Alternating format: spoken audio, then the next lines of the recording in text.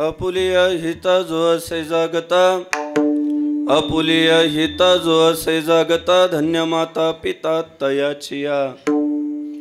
कुळी कन्या पुत्र होती जे सात्विक, तयाचा हरिक वाटे देवा.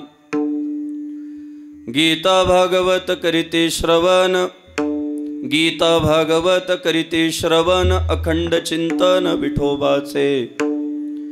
कुळी कन्या पुत्र होती जे सात्विक, तयाचा हरिक वाटे देवा.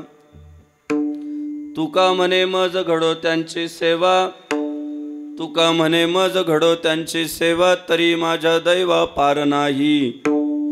कुळी कन्या पुत्र होती जे सात्विक, तयाचा हरिक वाटे देवा. विठ्ठल विठ्ठल विठ्ठल विठ्ठल हरी विठ्ठल विठ्ठल.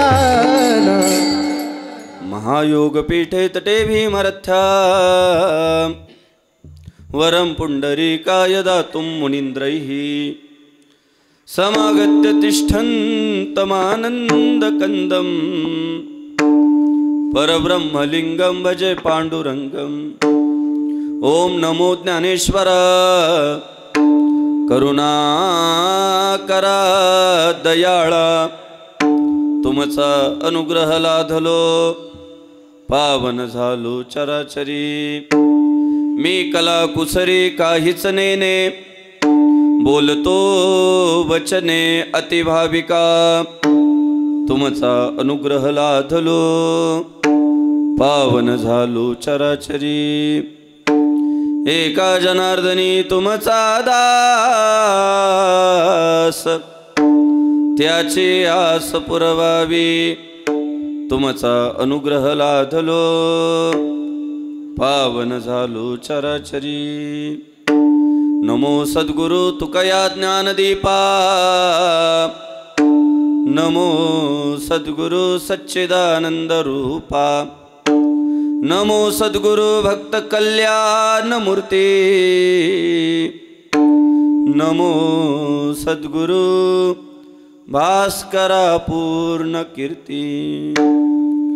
मस्तक हे पायावरी, वार करी संतांच्या, वार करी संतांच्या, वार करी संतांच्या. मस्तक हे पायावरी, वार करी संतांच्या, वार करी संतांच्या, वार करी संतांच्या. मस्तक हे पायावरी, वार करी संतांच्या, वार करी संतांच्या, वार करी संतांच्या. मस्तक हे पायावरी, वार करी संतांच्या, वार करी संतांच्या,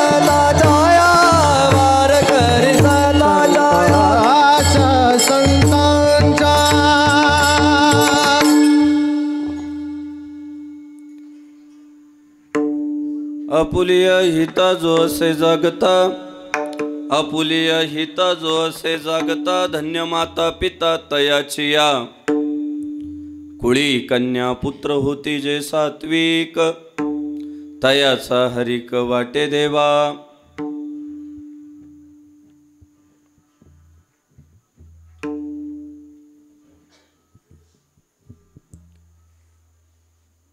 फार थोडी माणसं समाजामध्ये अशी असतात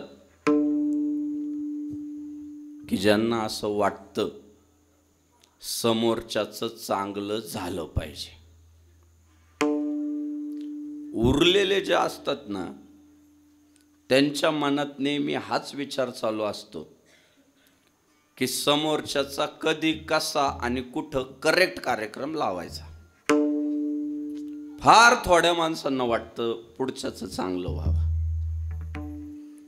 आणि त्यासाठी बरीच माणसं जे आपल्याला कळलंय, जे आपल्याला उमगलंय, जे आपल्याला समजलंय ते इतरांना देण्यामध्ये उत्साही असतात.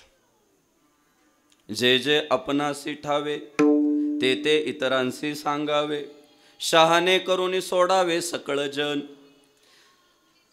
सगळे शहाणे झाले पाहिजे, दीड शहाणे नाही बरं का, सगळे विद्वान झाले पाहिजे, हुशार झाले पाहिजे.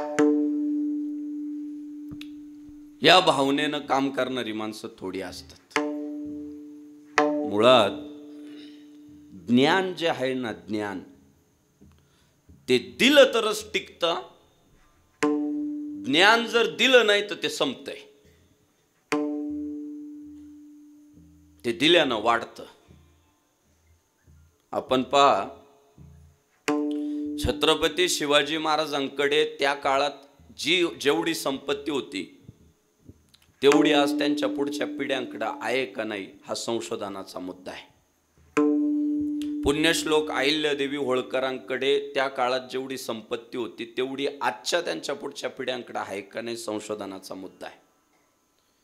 भारतरत्न डॉक्टर बाबासाहेब आंबेडकरांकडे त्या काळात जेवढी संपत्ती होती तेवढी त्यांच्या आत्ताच्या पुढच्या पिढ्यांकडे आहे का नाही मला माहीत नाही. पण या सगळ्या महापुरुषांनी त्या काळात जे विचार समाज मनामध्ये पेरले ते विचार आजही जिवंत आहे याची आपल्याला खात्री आहे. म्हणजे छत्रपती शिवाजी महाराज, पुण्यश्लोक अहिल्यादेवी होळकर, भारतरत्न डॉक्टर बाबासाहेब आंबेडकर, ज्ञानोबा तुकोबा, सगळे महापुरुष शिल्लक जर कशा नाही तर त्यांच्या ज्ञानानं शिल्लक आहे. त्यांनी जे विचारधन समाजाला दिलं ना त्याने ते आजही जिवंत आहे. आणि त्या काळात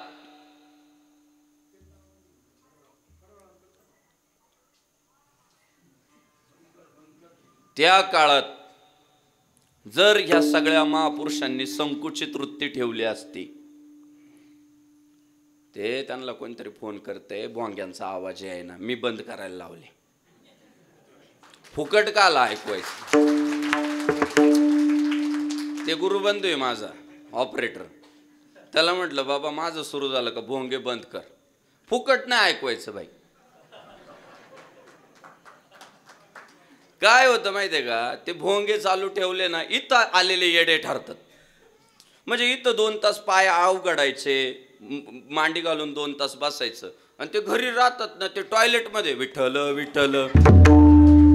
हे कोणी सांगितलं मला सांगा महाराजजी वंदन. कोणी सांगितलं? ज्याला खरंच उत्सुकता आहे, आवड आहे, रग आहे त्याने मंडपात यावा. म्हणून आता कोणाचा फोन आला तरी त्याला म्हणायचं मंडपात ये, भोंगा बंद.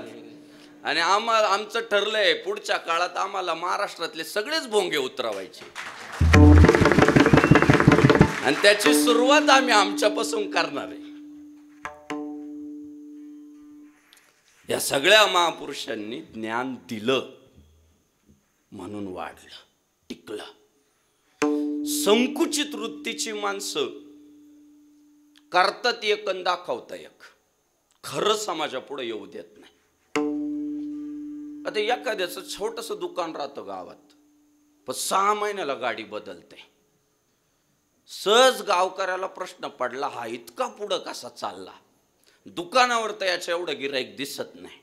म्हणून त्याला उत्सुकतेपोटी विचारलं, तुम्ही एवढे 6 महिन्याला गाडी बदलताय, कुठून पैसे येतात? उत्तर काय माहितीये का? दुकान आहे माझं. सांगतच नाही मी व्याजाचा धंदा करीत.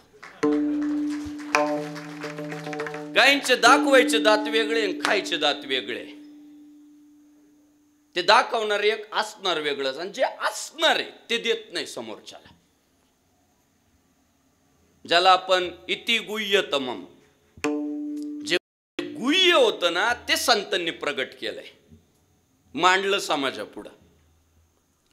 बऱ्याच गोष्टी दिल्याने काही फरक पडत नाही. आता चहा तुम्ही बघा, चहा काय असतो? चहाच असतो ना. पण चहा बनवणारी व्यक्ती बदलली की चहाची चव बदलते. खरं आहे का खोटं आहे मला सांग?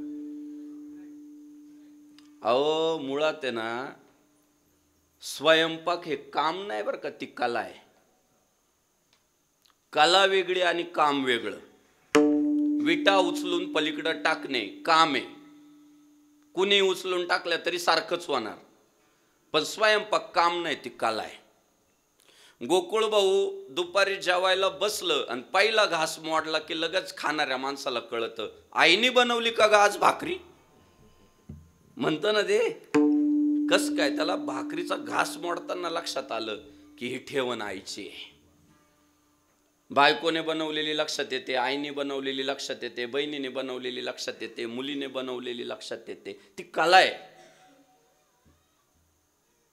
अहो चहाचं नुसतं ते तंत्रज्ञान वापरून अनेक लोक श्रीमंत झाले. येवले चहा एकदा पिऊन तर पहा, पण पिऊनच पहा, आम्ही कसा बनवतो ते सांगणार नाही. नाही सांगत माणसं. ते त्याचे पैसे भरावे लागतात, ते सुद्धा तिकडून पाठवतात, ते सगळं रेडी. चहा काय हो सारखे. मला असं वाटत नाही तर बसलेल्यापैकी कोणाला चहा बनवता येत नसेल, असं प्रत्येकाला येतं. पण त्याची सुद्धा एक कला आहे. काहींना जर म्हटलं ना चहा बनवा, पातेल्यात दूध वाटणार, लगेच त्याच्यात पत्ती टाकणार, लगेच मसाला टाकणार, साखर टाकणार, उकळणार, डोसा. मी तुम्हाला सांगतो, दूध उकळल्याशिवाय त्यात पत्ती टाकायची नाही. जर थंड दुधात आपण पत्ती टाकली तर पत्ती शिजत नाही, पत्ती भिजती. चांगली पत्ती शिजल्यावर मसाला टाकायचा आहे आणि सर्वात शेवटी साखर टाकायची. बघा कसा रंग येतो चहाला, कसा फेसाळतो चहा, एकदम भारी. पण शेजारचीचा चहा चांगला झाला म्हणून फक्त विचारलं कसा बनवला, तर उत्तर काय? चहा सारखा तर चहा केला. सांगायचं नाही. ही संकुचित. आपल्याकडे इतक्या कला होत्या दादा. बैलांची हाडं बसवणारी माणसं होती आपल्याकडं. फार गोष्ट. पाऊस कधी येणार आहे हे फक्त पंजाबराव डाकांना कळतंय आज. पूर्वीचा काळ असा होता, गावागावात अशी माणसं होती, पाऊस कधी पडणार आहे, थंडी किती असणार आहे, एक अंदाज होते त्यांच्याकडे. निसर्गाचे काही नियम त्यांना माहित होते. पण ना पोरांना सांगितले ना सुनांना सांगितले. मेलेन गेली काला. मी ह्या आमच्या या सहकार्यांच्या वयाचा जेव्हा होतो, आम्ही सगळेच गुरुबंधू एका जळगाव जिल्ह्यामध्ये एका सप्ताहाला होतो, मुक्कामी होतो तिकडं. आणि रात्री साधारण जेवण वगैरे झाले, आम्ही सगळे वळकुट्या टाकून, उन्हाळ्याचे दिवस होते, बाहेर झोपलो अंगणात. एक 1:30 वाजेच्या सुमारास आमचा एक सहकारी जोर जोरात रडायला लागला.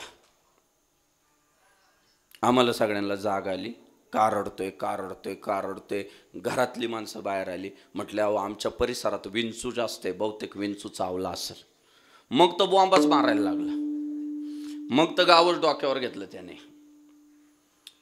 आम्ही म्हटलं अरे डॉक्टरला बोलवा, ॲम्ब्युलन्सला बोलवा. धावपळ करायला लागलो. तेवढ्यात एक आजोबा काठी टेकीत टेकीत टेकीत टेकीत आले. काय रे आरडावरडा चालला एवढ्या रात्री? म्हटलं अहो ते आमच्या एका मित्राला विंचू चावलाय, डॉक्टरला बोलवतोय, ॲम्ब्युलन्स बोलवतोय. कशाला? 85 वर्ष वय असेल. काठी हालत होती हातातली. कशाला डॉक्टर, मी आहे ना, बसवा त्याला माय पुढं, मी उतरवतो. म्हटलं आजोबा उतरवायला तो काय घरावर नाही चढला, चावलाय. अरे गप्पा रे म्हटले, तुमच्यापेक्षा लय उन्हाळे पावसाळे जास्त पाहिले, बसवा त्याला माय पुढं आणू. बसवलं असं पुढं आणू. काय नाही हो, ना गोळी ना इंजेक्शन ना सलाईन ना ऑपरेशन. काय कला वापरली लक्षात आली नाही. पण ते जे बॉम्बा मारित होतं पोरग, ते पुढच्या 5व्या मिनिटाला हसायला लागलं. त्याच्या चेहऱ्यावर हास्य फुललं. आणि पुढच्या 10व्या मिनिटाला तर झोपी गेलं, ते घोरायला लागलं. आणि मग आजोबा म्हटले झोपा तुम्ही पण. अख्खं गाव घेतलं डोक्यावर. आणि आजोबा काठी टेकीत टेकीत निघून गेले. रात्रभर मी जागा, झोपच नाही. मनोमन विचार असा सुरू झाला की राव, विज्ञानाचं युग आहे, आपल्या एका मित्राला विंचू चावतोय, समोरचे आजोबा ना त्याला इंजेक्शन देताय, ना सलाईन लावताय, ना ऑपरेशन करताय, आणि आमचा रडणारा मित्र हसायला लागतो. काय गणित असेल. सकाळ झाली, उठल्या उठल्या पहिला आजोबा गाठला. म्हटलं उशीर नको व्हायला, कारण 85च्या पुढे निघाले होते आजोबा, लेट व्हायला नको म्हटलं. बऱ्याचदा लेट होऊन जात. गेलो दादा त्यांच्या पायाजवळ बसलो. म्हटलं आजोबा, तुमच्यामुळं रात्री आमचा मित्र जागला नाही, त्याचा नवा जन्म झाला. तुमच्यामुळं आज तो आमच्यात आहे. तुम्ही नसते तर मला नाही वाटत रात्री तो जगत होता म्हणून. आजोबांनी फक्त गालातल्या गालात स्माईल दिली, बस हसले. मग मी कौतुक केल्यानंतर उत्सुकतेपोटी त्यांना विचारलं, म्हटलं आजोबा, आमच्या मित्राला विंचू चावला, तुम्ही इंजेक्शन नाही दिलं, सलाईन नाही लावलं, ऑपरेशन नाही केलं, रात्री नेमकं असं काय केलं ज्याच्याने आमचा मित्र रडणारा हसायला लागला आणि तो बरा झाला. दादा 85च्या पुढं वय निघालंय, हातातली काठी थरथर हालती, कधी जग सोडतील याचा भरोसा नाही. पण त्या आजोबांचं उत्तर काय होतं माहितीये, ए बाबा, रात्री मी नेमकं काय केलं हे जर तुला सांगितलं तर उद्या मला कोण विचारील.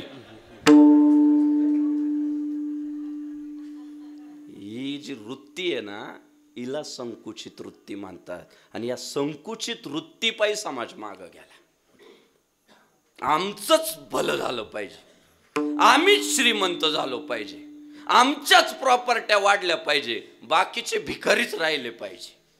ही जी वृत्ती आहे ना, यालाच तर संकुचितपणा म्हणतात, यालाच तर हलकटपणा म्हणतात, यालाच तर स्वार्थीपणा म्हणतात.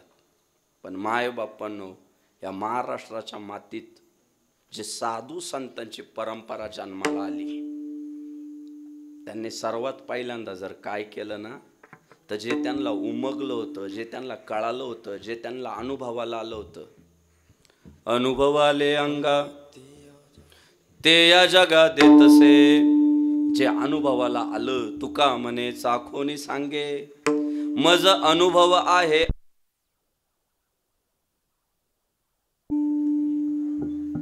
लाईटच आली. विठ्ठल विठ्ठल विठ्ठल विठ्ठल विठ्ठल विठ्ठल.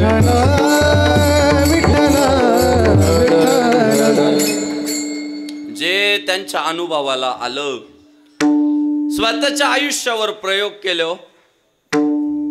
स्वतःचं आयुष्य खर्ची घालून जे ज्ञान आयुष्यामध्ये कमावलं, जो अनुभव आयुष्यामध्ये कमावला, तो लोकांना वाटला. आणि म्हणून आपल्याला म्हणावं लागतं, जगाच्या कल्याणा संतांच्या विभूती, देह कष्ट भीती परोपकार परोपकार देह कष्ट भीती, परोपकार देह कष्ट भीती.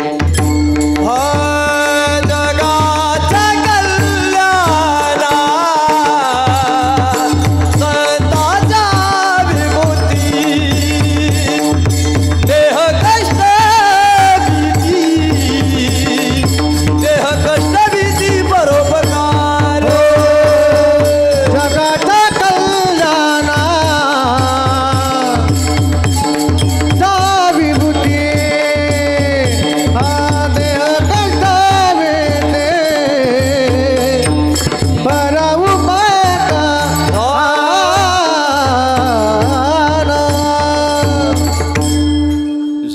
लोकांच्या कल्याणा संतांच्या विभूती देह कष्टविती परोपकारे दुसऱ्यांचं कल्याण व्हावं समोरच्याचं चांगलं व्हावं म्हणून स्वतःचं आयुष्य खर्ची घालतात स्वतःचा वेळ समाजाकरता देतात बुडते हे जन न देखवे डोळा येतो कळवळा म्हणून या समाजाचं होणारं अहित साधू संतांना पावत नाही का तर आतून एक कळवळा असतो कळवळा काहींना कळवळा असतो आणि काहींना कळमळा असतो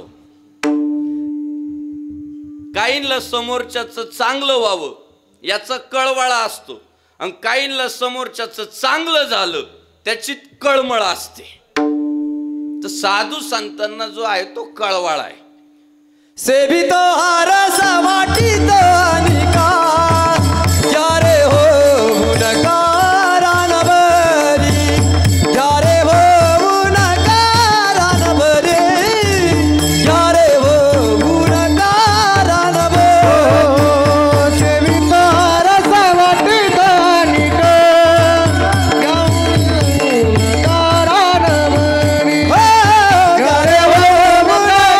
नकारानबरी यारे हो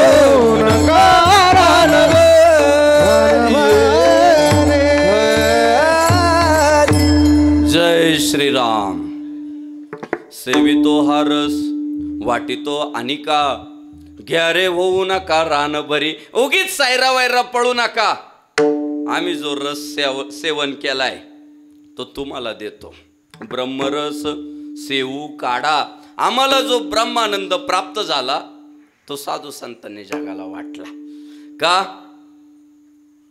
झाडू संतांचे मार्ग आडराणी भरले जन आड मार्गाला गेलेलं चुकलेला भरकटलेला समाज संतांना नाही पावला आणि म्हणून आहे ना समाजाला जाग करायचं काम केलं विठोबाचा धर्म जागो त्याचे चरणी लक्ष लागो अरे तुमचं लक्ष विठोबाच्या चरणावर असलं पाहिजे आणि आपल्या विठ्ठलाच्या धर्माचं जागरण आपण केलं पाहिजे काळ असा आला होता की माणसं निष्ठा उरली नव्हती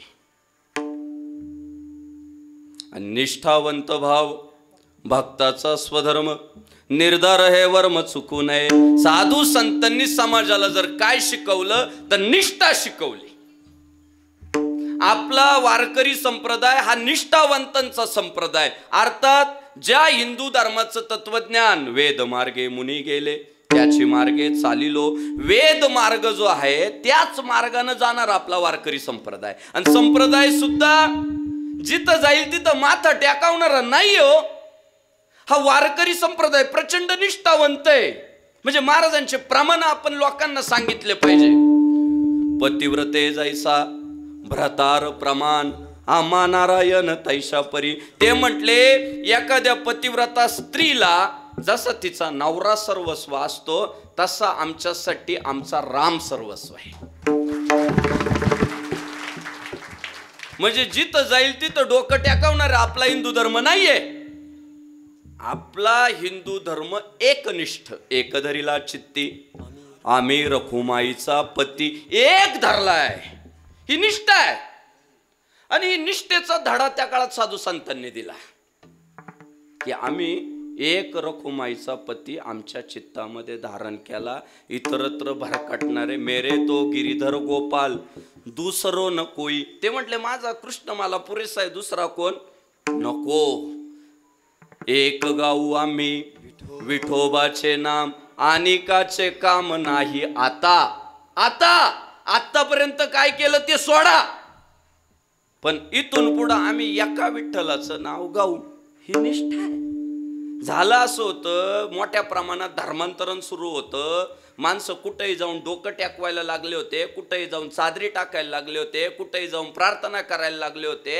त्या काळामध्ये जो हिंदू धर्मामध्ये मोठ्या प्रमाणात फूट पडत होती माणसं धर्मांतरित होत होते त्या काळात निष्ठेचा धडा दिला देह जावो अथवा राहो पांडुरंगी दृढ भाव अरे शरीर राहिलं काय गेलं काय मरणाही आधी राहिलो मरोनी मग केले मनी होते तैसे मुळात धर्माचं काम करणाऱ्या माणसानं मरणाला घाबरायचं नसतं, आणि जो मरणाला घाबरतो तो धर्माचं कामच करू शकत नाही. आम्ही धर्मवीर छत्रपती संभाजी महाराजांना का मानतो? ते मृत्यूला नाही घाबरले, त्यांनी धर्माची बूज राखली. औरंग्या म्हणत होता फक्त धर्म परिवर्तन कर, हिंदुस्थान काय, तुमच्यासारखे योद्धे जर आमच्यात सहभागी झाले तर जग काबीज करू.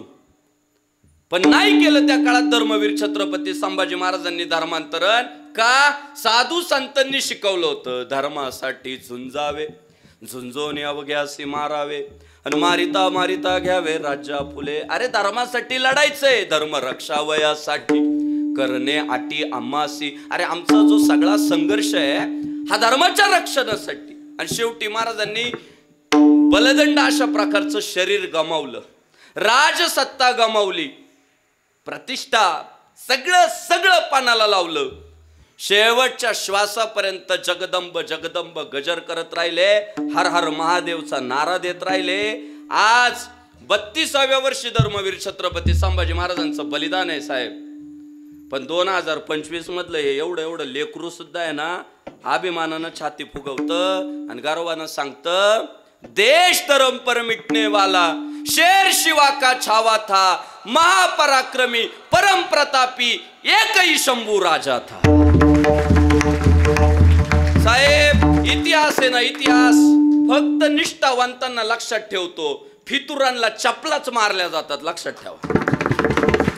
धर्माचे पालन, धर्माचे पालन, धर्माचे पालन, धर्माचे पालन, धर्माचे पालन, धर्माचे पालन, धर्माचे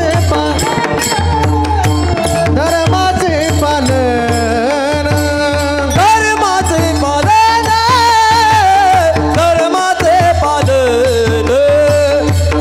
धर्माचे पालन, धर्माचे पालन, धर्माचे पालन, धर्माचे पालन, धर्माचे पालन, करणे पाखंड खंडन, करणे पाखंड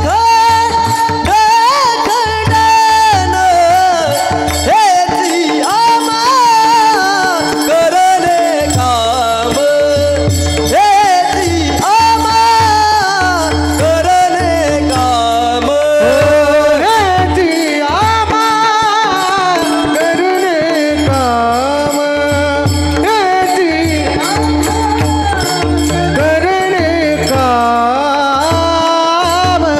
धर्माचे पालन, करणे पाखंड खंडन, हेची आम्हा करणे काम, बीज वाढवावे नाम. करणे पाखंड खंडन, हो हेची आम्हा करणे काम, बीज वाढवावे नाम.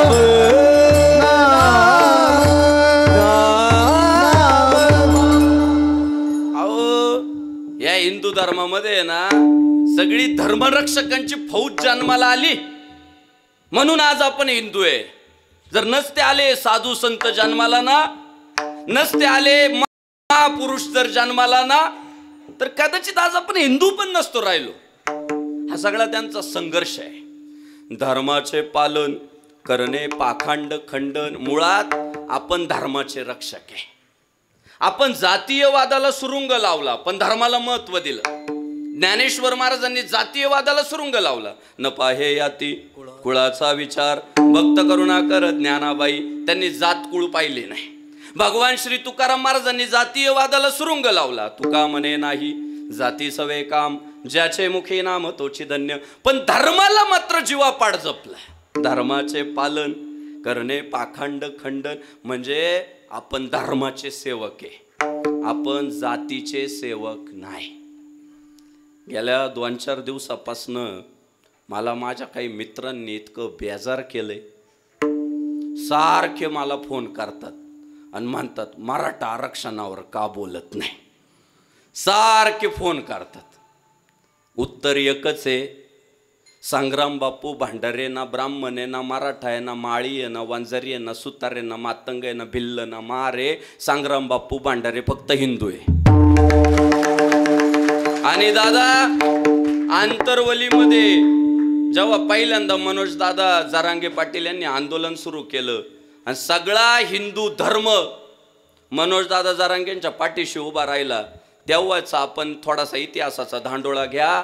आंतरवली सराटीमध्ये जे कीर्तन झाले ना, हिंदू धर्मातल्या प्रत्येक जातीत जन्माला आलेल्या कीर्तनकारानं आंतरवलीमध्ये जाऊन कीर्तन केले. त्याच्यात मी पण होतो. 18 पगड जाती 12 बलुतेदार समाजातील जेवढी म्हणून पोरं कीर्तनकार झाली त्या सगळ्यांनी आंतरवलीत कीर्तन केली. पण नंतरच्या काळात काय झालं, हिंदू धर्मातल्या जातींमध्ये संघर्ष सुरू झाले, ज्याला आपण मराठा ओबीसी संघर्ष म्हणतो. आणि मग मात्र आम्हाला तटस्थतेची भूमिका घ्यावी लागली. आम्ही तटस्थ झालो का? जेव्हा धर्मातल्या जाती आपापसामध्ये भांडतात किंवा धर्मातल्याच जाती एकमेकांच्या पुढे उभे राहतात, तेव्हा धर्म प्रचारक म्हणून तटस्थतेची भूमिका घेणं आमचं कर्तव्य आहे. आम्ही जर जातीयवादी विषयांमध्ये खत पाणी घातलं ना तर समाजात दंगली होतील. तेव्हा आमचं काम शांत बसणं आहे. का? पुढं तुमचे भांडणं संपल्यावर ना तुम्हाला सगळ्यांना हिंदू म्हणून एकत्र करण्याची जबाबदारी आमच्यावर आहे. तुमची भांडणं काही लय दिवस नाही चालणार हो. तुम्ही भावंडचे नाही एकमेकांचे, पण जेव्हा तुमच्यामध्ये एकमेकांच्या समोर आम्हाला प्रेमानं बसवायचंय ना, तेव्हा प्रेमानं एकत्र बसा म्हणायला आम्हाला पुढं व्हावं लागणार आहे. आणि आज जर आम्ही जातींच्या बाजू घेऊन वक्तव्य केले तर कोणतं नाक घेऊन आम्ही म्हणायचं धर्माच्या नावानं एकत्र या. म्हणून फक्त शांत बसलो, म्हणून शांत बसलो. पण माझं एखादं विधान आहे का? मी जरांगे पाटलांना विरोध केला. माझं एखादं विधान आहे का? मी हाके साहेबांना विरोध केला. अजिबात नाही. का? जातीयवादी विषयांमध्ये आम्ही पडत नाही. आम्ही हिंदू धर्माचे सेवक आहे. विठ्ठल विठ्ठल आम्हाला जरांगे पाटील पण पूजनीय वंदनीय आणि आम्हाला हाके साहेब पण वंदनीय पूजनीयच आहे. का? आम्ही धर्माचे सेवक आहे. आणि आम्हाला सगळ्यांना यारे यारे लहान थोर याती भलती नारी नर करावा विचार न लगे चिंता कवनासी. दादा होतं हे बघा, घर म्हटलं ना भांड्याला भांड लागत त्यालाच घर म्हणतात. ज्या आरती भांड्याला भांड लागत त्या आरती घरातले माणसं जिवंत आहे बर का. पण भांड्याला भांड लागू द्या, पण उद्याचा सूर्य जेव्हा उदय होत असतो तेव्हा सगळं घर परत गुन्ह्या गोविंदानच एकत्र नांदलं पाहिजे. ते आपलं कर्तव्य आहे. हे होऊन जातील. हे विषय लय दिवस चालत नाही. काहीतरी हे बघा, शेवटी संविधान सगळ्यापेक्षा श्रेष्ठ आहे, कायदा श्रेष्ठ आहे. उद्या छोटे मोठे निर्णय येत राहतील, पण आजच्या आपल्या विधानांमुळं आयुष्यभराचं नातं तुटता कामा नये. म्हणून मी सांगतोय, ज्याला जे वाटतंय ते करा, पण शेवटी डोक्यात एकच पाहिजे, आपल्याला महत्वाचा भगवा ध्वज आहे, आपल्याला महत्वाचा हिंदू धर्म आहे, आपल्याला महत्वाची गोमाता आहे. आणि त्या हिंदू धर्माचं रक्षण करण्यासाठी हिंदू धर्मातल्या सगळ्या जातींना एकत्र यावं लागल, तेव्हा भगवा ध्वज फडकल. विठ्ठल विठ्ठल.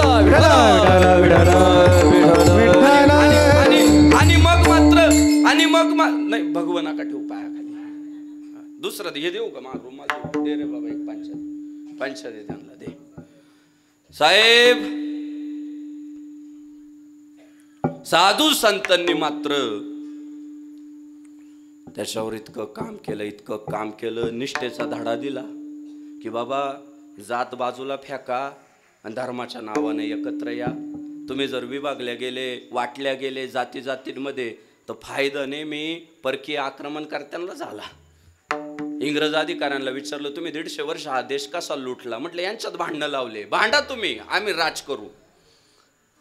मुघलांना विचारलं, तुम्ही एवढ्या वर्ष कस काय यांना गुलाम केलं? म्हटलं यांच्यात भांडणं लावले आम्ही, या आपापसात भांडले ना, आम्ही लांबून माझ्या पाहिली. आणि बघा 2025 मध्ये काय सुरू आहे. हिंदू भांडतोय आणि हिंदू विरोधी मजा घेताय. विठ्ठल विठ्ठल विठ्ठला विठ्ठला विठ्ठला विठ्ठला विठ्ठला गुदगुल्या होताय त्यांना.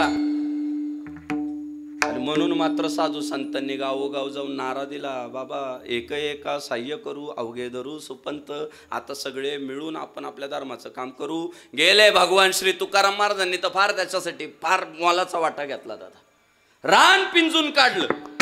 आम्हाला का अभिमान आहे माहिती या परंपरेचा. या परंपरेचं योगदानच लय हो. अहो मी मराठवाड्यात गेलो होतो कीर्तनाला. एका गावामध्ये एक गाव साधारण 5 किलोमीटर राहिलं. रेंजच गेली मोबाईलची. ते गुगल मॅप सेट केलेलं होतं म्हणून आपला गेलो मी पुढे जात राहिलो. त्यानंतर गाव राहिलं 1-2 किलोमीटर. रस्ताच संपला डांबराचा. पुढं गाडी चालायची मागं फुफाटा उडायचा. मनात विचार असा आला, पुढं गाव तरी आहे का नाही का ट्रॅप आहे. एक घाट लागला छोटासा. उतरून गेलो घाट. पण अंगावर काटा येतोय. घाट उतरून गेल्यानंतर साहेब लोक जे दृश्य मला दिसलं ना, या पोलीस बांधवांना साहेब म्हणतोय बरं का. साहेबच म्हणू ना त्यांना. साहेब लोक खाली उतरून गेलो घाट. 100 महिलांनी सफेद साड्या घातलेल्या होत्या. डोक्यावर गजरे लावलेले होते. 100 पुरुषांनी डोक्यावर फेटे बांधलेले होते. कमरेला धोतर गुंडाळलेलं होतं. 100 महिला आणि 100 पुरुष पावल्या खेळत हरिपाठ करीत होते त्या गावात. तुम्ही टाळ्या वाजवल्या धन्यवाद. पण तात्पर्य काय माहितीये. अहो 2025 मध्ये सुद्धा ज्या गावात अजून मोबाईलची रेंज पोहोचलेली नाहीये, ज्या गावात अजून डांबराचे रस्ते पोहोचलेले नाहीये, त्या गावात माझ्या ज्ञानोबा तुकोबांचा हरिपाठ शेकडो वर्षापूर्वी पोहोचलेला आहे. कुठं नात करता वारकरी संप्रदायाचा. अहो तुमचं लय आधी पोहोचलेलं आहे गावागावात. ना तंत्रज्ञान पुरू शकतं नाही, अपूर्ण पडल ते. त्याच्याही खोलवर गेलाय तो संप्रदाय. मुरलाय मातीत असा मुरलाय. किती रान पिंजून काढलं. कोणत्या सुविधा होत्या. हे युट्यूब होतं, गुगल होतं का, इंस्टाग्राम होतं का, फेसबुक होतं. नाही हो, काही नव्हतं. फक्त साधू संतांनी जी तळमळ अंतकरणामध्ये ठेवली आणि साधू संतांचा विचार पेरण्यासाठी मजल दर मजल केली. गेले गावात गेले.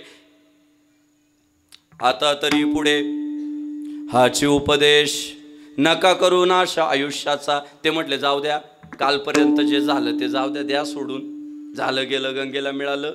आता आपण पुढं निघू. आता माझा तुम्हाला एवढाच उपदेश आहे, आता तुम्ही तुमच्या आयुष्याचा वाटोळं करून घेऊ नका. तुम्ही तुमच्या आयुष्याचा नाश करून घेऊ नका.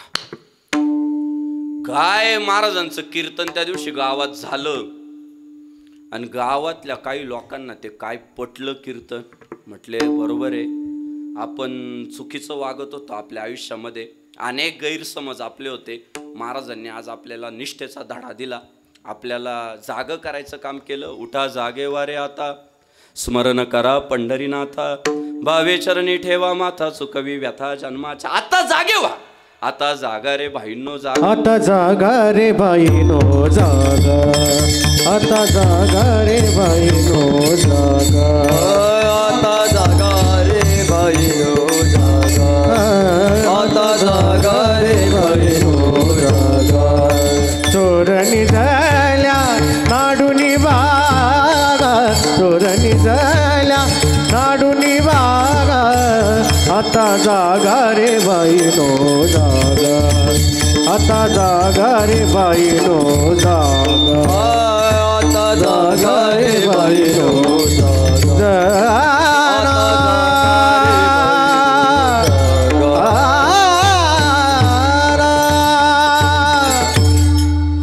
आता जागा रे भाईंनो जागा. चोर निजल्या नाडोनी भागार. आता जागे व्हा. जाऊ दे, आतापर्यंत नाही लावला कपाळाला टिळा, पण उद्यापासून तर कपाळाला अंड ठेवू नका. तुळशी माळ गळा, गोपी चंदन टिळा, हृदयी कळवळा वैष्णवांचा. अरे भगवत भक्तांबद्दल प्रेम निर्माण करा. गळ्यात तुळशीची माळ घाला आणि कपाळाला टिळा लावा. काय वाईट हो टिळा लावल्याने? काय वाईट होणार आहे? अहो टिळ्याचे फायदे सांगू. ऊर्ध्व पौंड्रभार, कंठी शोभे माळ, कापे कळी काळ तया भेने. तुमच्या कपाळाला जर टिळा असला तर कळी काळ सुद्धा तुम्हाला घाबरतो. प्रतिकूल परिस्थितीशी लढण्याचं सामर्थ्य तुम्हाला तो टिळा देतो. टिळ्यामुळे तुमचं अस्तित्व सिद्ध होतं. तुम्ही कोण आहे, देवाचे का राक्षसाचे?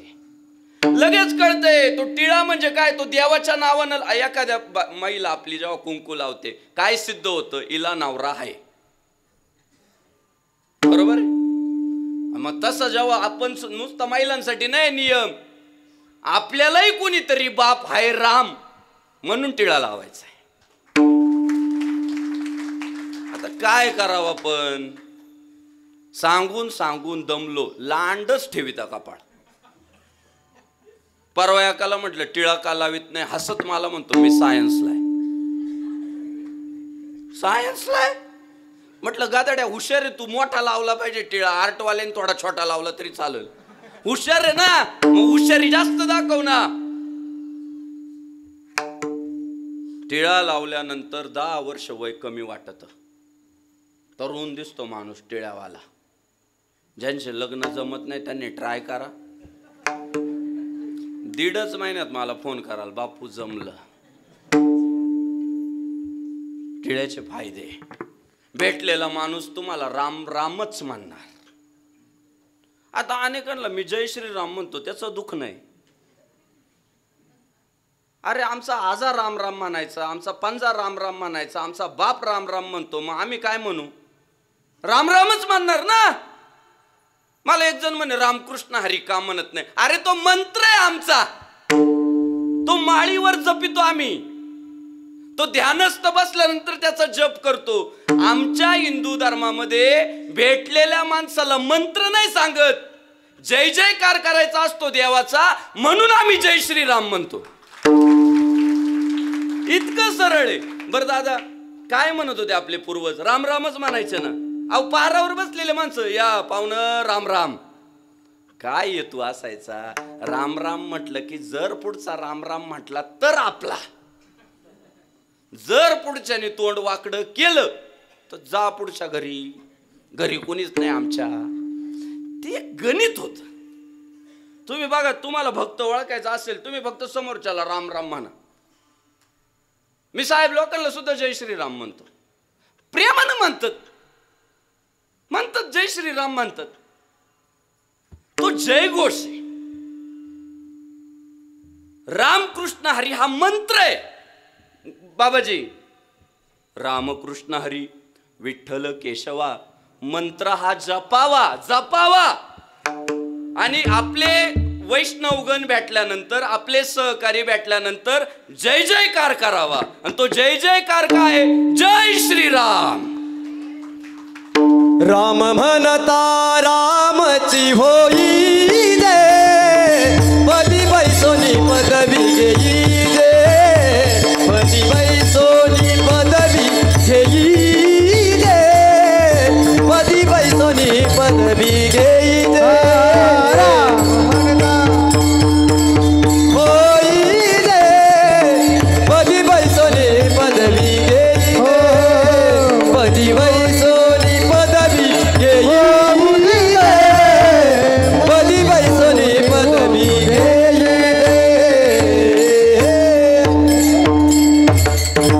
राम म्हणता रामची होई जे, पदी बैसोनी पदवी घेई जे. शास्त्र आहे, हा धर्म आहे. जाऊ द्या, आमची बालगोपाळांची मोठी संघटना आहे गावात. मी तुम्हाला आज सांगतो, कोणी बादशाह येऊ गावात जय श्री रामच म्हणायचं. काय म्हणायचं? जोरात असं. पुढचा हिंदुस्थान भागवायचे, काळजी करायची नाही. काय झालं माहितीये का? आपण थोडे संक्रमण काळात जन्माला आलो, त्यामुळे आपण कन्फ्यूज राहतो. ये खरं का ते खरं, ये अजिबात कन्फ्यूज नाही. ये जो हिंदू इतका काम करेगा वही देश पे राज करेगा. ये कन्फ्युजन मध्ये नाहीये. हे पूर्ण यांना खात्री पटलेली आहे खरं काय. आपण कन्फ्युजन मध्ये थोडे. हे मोठे वाहू द्या फक्त. हे लय ताकदीने काम करणार आहे. माझं तर एक अंदाज आहे, योगी आदित्यनाथांसारखा कडवट हिंदुत्ववादी पुढच्या काळात फक्त उत्तर प्रदेशमध्ये नसणार, हिंदुस्थानातल्या घराघरात असणार. हे पोरं इतकी कडवट असतील धर्माबद्दल, यांना इतका अभिमान असेल, गोमातेवर इतकं प्रेम असेल, यांना जर हिवरगाव पावसात टोल नाक्यावर एखादी जर गोमांसाची गाडी सापडली आणि हीच पोरं राहतील ना पोलीस मध्ये, हीच पोरं राहतील तहसीलदार, हीच पोरं राहतील आमदार खासदार, साहेब मी तुम्हाला सांगतो ती गोमांसाची गाडी पुढं तर जाणार नाही, पण दुसऱ्या दिवशी पेपरला बातमी काय राहील माहितीये का, चकमकीमध्ये ड्रायव्हरचा एन्काउंटर करावा लागला. ही सुट्टी देणारच नाही. गायीवर सुरा दूर दूर पर्यंत हे सहन नाही करणार. का? यांच्या मनात मुरलंय. यांनी जे नेते पाहिले ना ते गाय मांडीवर खेळवणारे पाहिले. यांनी जे नेते पाहिले ना ते गायीची पूजा करणारे पाहिले. गो मातेला आई मानणारे, देव मानणारे नेते पाहिले. आणि त्यामुळे मोठे झाल्यावर ना गायीलाच सर्वस्व मानणार. हे लिहून ठेवा तुम्ही. घराघरात हिंदुत्ववादी जन्माला येतील. घराघरात शिवराय, शंभूराजे, तुकोबाराय, ज्ञानोबाराय, साधू संत. म्हणजे हिवरगाव पावसात सुद्धा एकनाथ महाराज नसणार. 2-4 घर ओलांडले का एखादा एकनाथ महाराज राहणारच कडवट हिंदुत्ववादी. कमाल आहे त्यांच्या हिमतीची. कमाल आहे त्यांच्या हिमतीची. खरंच कमाल आहे. काय धर्मासाठी समर्पित असणं ना ते एकनाथ महाराजांकडे पाहून शिकावं. काय अपेक्षा नाही. धर्म की जय हो न अधर्म का नाश हो. संग्राम बापू बोलतो वेगळा विषय, पण एकनाथ महाराजांचं हिंदुत्व ना खरंच कौतुक करावं असं आहे. साधू संतांचं ते काम होत. स्मरण करा पंढरीनाथा, गोपीचंदन टिळा, हृदयी कळवळा, वैष्णवांचा कळवळा, वैष्णव विरोध्यांचा नाही. आणि मग सांगितलं त्या गावामध्ये जाऊन की आता जाऊ द्या, आजपर्यंत झालं ते जाऊ द्या, उद्यापासून जरा निष्ठावंत व्हा, धर्माभिमानी व्हा, कडवट व्हा, देवावर प्रेम करा, नका करू नाशा आयुष्याचा. काय त्या गावामध्ये महाराजांचं कीर्तन झालं आणि गावातले 25% लोक सुधारले. म्हटले महाराज बरोबर सांगताय. काही गावात माणसं असतात, एकदा सांगितलं की त्यांना कळत. मुळात माणसामध्ये 2 वर्ग आहे. एक वर्ग झोपलेला आहे आणि एक वर्ग आहे त्याने झोपेचं सोंग घेतलंय. जो झोपलेला आहे त्याला साधू संत जाग करू शकतात, पण ज्याने झोपेचं सोंग घेतलंय त्याला जगाच्या पाठीवरची कोणतीच शक्ती जाग करू शकत नाही. आंब्या आणि पेरू मधला फरक सांगितला तर समजदाराला कळतो हा आंबा आहे ना हा पेरू आहे. पण ज्याने ठरवलंय दोघांना चिक्कूच म्हणायचं, त्याच्या पुढे आपण किती गीता वाचा, ज्ञानेश्वरी वाचा, काही करा, तो आंब्यालाही चिक्कूच मानणार आणि पेरूलाही चिक्कूच मानणार. काय करणार त्याला? आणि मग ते गावातले जे काही समजदार लोक होते ते म्हटले ह्या महात्मा जे सांगतोय ते बरोबर आहे, आपण उद्यापासून सुधारायचं. गावामधल्या 25% लोकांनी गळ्यात माळा घातल्या, कपाळाला टिळा लावायला सुरुवात केली, मुखानं रामनाम जप सुरू केला आणि गाव 25% सुधारला. आणि मग परत दुसऱ्या दिवशी ओजस्वी भारत प्रतिष्ठानचे पोरं गाडी करून डायरेक्ट महाराजांच्या घरी.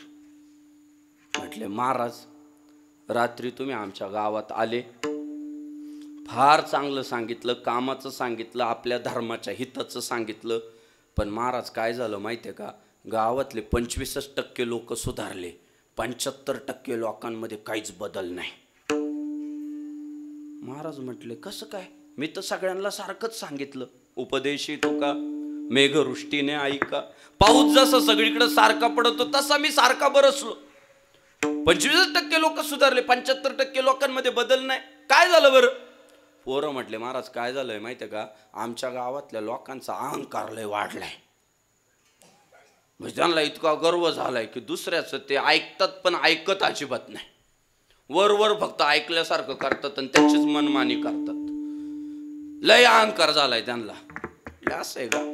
ठीक आहे, चला येतो मी रात्री. गळ्यात विणा घातल्या, हातात चिपळ्या घेतल्या आणि जे महाराज गावात आले, नुसतं सांगितलं नाही असं वागा तसं वागू नका, म्हणजे उपदेश नाही केला, फक्त आले तसे गावातले जे अहंकारी लोक होते छाती काढून उभे राहिलेले त्यांचे पायच धरले. लागोन या पाया विनवितो तुम्हाला, करे टाळी बोला मुखी नाम. अहो महाराजांच्या गळ्यात विना आहे.